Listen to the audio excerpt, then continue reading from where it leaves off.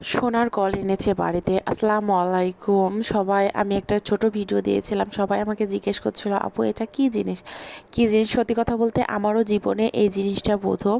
আমি তো ভেবেছি সোনার কিছু হতে পারে। আমার খালা শাশুড়ির অনেক শখ, তা মানে বাসায় সামাই বানিয়ে খাবে। আর এইটা হচ্ছে সামাই বানানো কল। আগেকার দিনের মানুষরা এইভাবে সামাই বানিয়ে খেত।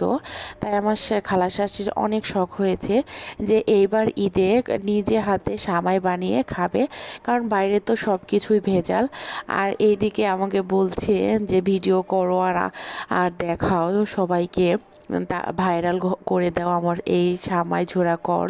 মানে আমার খালা শাশুড়ি খুব শৌখিন, আর যে কোনো কিছু ভিডিও করলে আমাকে সবাই বলে, আমার শাশুড়ি বলো খালা শাশুড়ি বলো, যেটা ভিডিও করে ছাড়ো। আলহামদুলিল্লাহ সবাই মনের মতো পেয়েছি, কারণ কেউ কোনো বাধা দেয় না।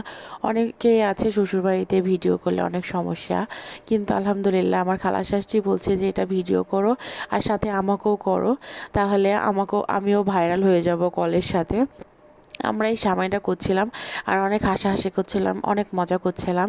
এই তো দেখতে দেখতে অনেকগুলো সামাই হয়েছে। এইদিকে আমার খালা শাশুড়ি আমাদের বাড়িতে এই কলটা এনেছে পরীক্ষা করার জন্য, আর এইদিকে আমার শাশুড়ি বলছে তাহলে একটু বেশি করে বানিয়ে নিই, তাই অনেকগুলো বানিয়ে নেওয়া হলো।